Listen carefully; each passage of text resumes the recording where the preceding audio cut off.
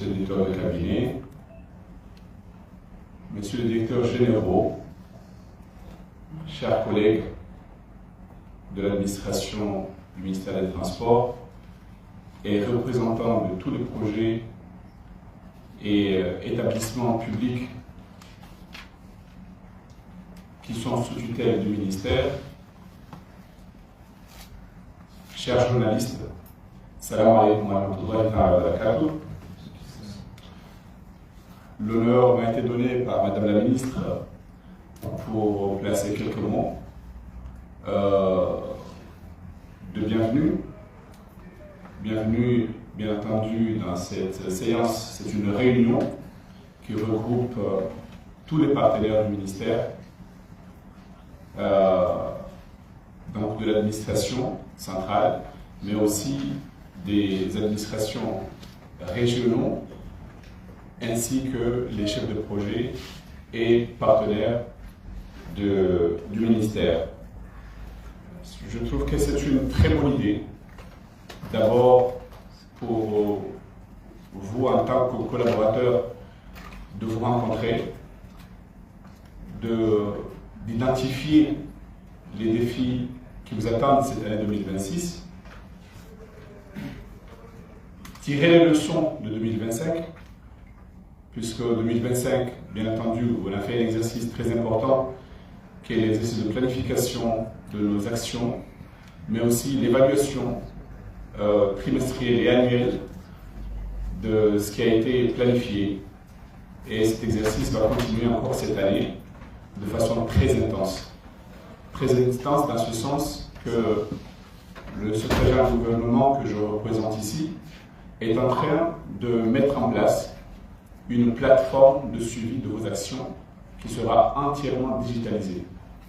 C'est ce qui va permettre de suivre ce qui est fait et ce qui n'est pas fait et connaître les raisons de la non-exécution de ces actions.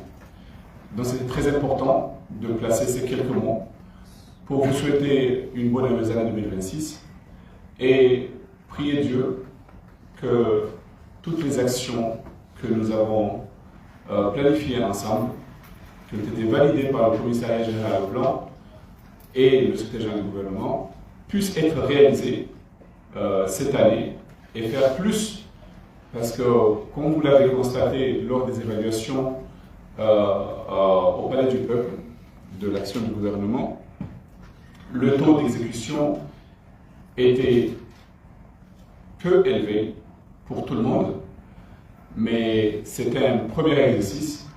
Nous espérons que cette année, encore une fois, le taux d'exécution sera encore plus important et que nous puissions atteindre un résultat de 100%, voire au-delà. L'exercice de planification, c'est un exercice qui permet une visibilité, une traçabilité de nos actions, mais aussi une transparence de ce que nous faisons dans les administrations.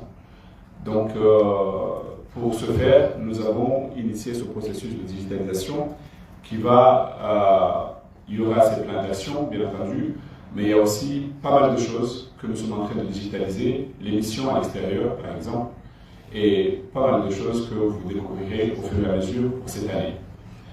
Encore une fois, Madame la Ministre, je vous remercie pour cette initiative et vous encourage à distribuer votre énergie à tout le monde pour que ce que vous avez planifié puisse être réalisé. Et encore une fois, merci et bonne chance pour cet exercice. Et je prie que tout soit réalisé pour l'année 2026. Assalamu alaikum.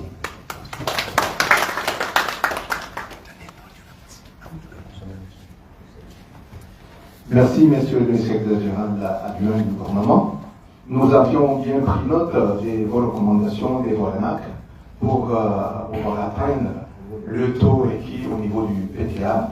Et nous avons pris note aussi du système de digitalisation qui est en processus d'être mis en place pour le suivi de l'administration. Ce sont des bonnes choses au niveau du gouvernement et ça nous permettra d'évoluer, de suivre et aussi de corriger rapidement les manquements et aux failles au niveau de nos services. Actuellement, maintenant, nous allons passer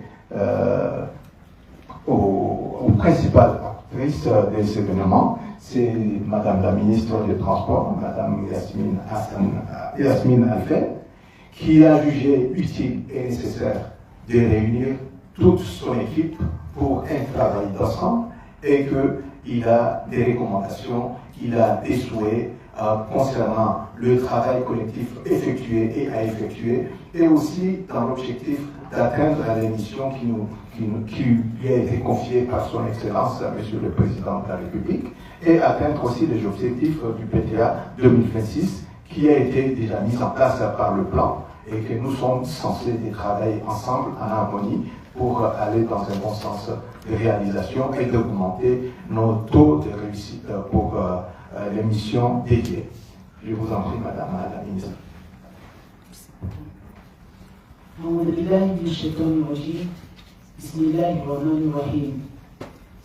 Messieurs le secrétaire général adjoint, M. Junet, représentant le secrétaire général du gouvernement, Monsieur le secrétaire général du ministère du Transport maritime aérien, Soudjinti, Monsieur le directeur de cabinet, Messieurs et Madame les directeurs généraux, Messieurs et Madame les directeurs régionaux et techniciens, Messieurs les responsables du SGP, chers Mesdames et Messieurs les membres du ministère du Transport maritime aérien, distingués invités en bon rang et grade, nous nous soumis à ma faveur. À l'aube de cette nouvelle année 2026, je tiens tout d'abord à vous adresser, ainsi qu'à vos familles respectives, mes vœux les plus sincères et à vous souhaiter de nombreux succès dans vos projets. Puisse 2026 être synonyme de nouvelles collaborations fructueuses et de belles réussites. Je vous souhaite une année dynamique et riche en projets. Je vous adresse mes meilleurs vœux pour cette nouvelle année, santé, réussite professionnelle, que 2026 soit l'exemple vivant par excellence. Dans cet élan, le ministère, à ma voix, tient à remercier sincèrement l'équipe du ministère du Transport maritime aérien pour ses réalisations considérables. Je salue très sincèrement ces contributions qui ont façonné notre ministère. Ces résultats sont remarquables et doivent être renforcés par une vision beaucoup plus ambitieuse. Recevez tous ma reconnaissance, car sans vous, nous ne serions pas là. En 2026, soyons encore plus constants et performants qu'en 2025. Mesdames et messieurs, nous sommes tous appelés à mener une réflexion constructive sur les enjeux actuels et futurs, et surtout de faire preuve de réactivité et de proactivité dans le cadre du ministère du Transport maritime et aérien, secteur et les UGP.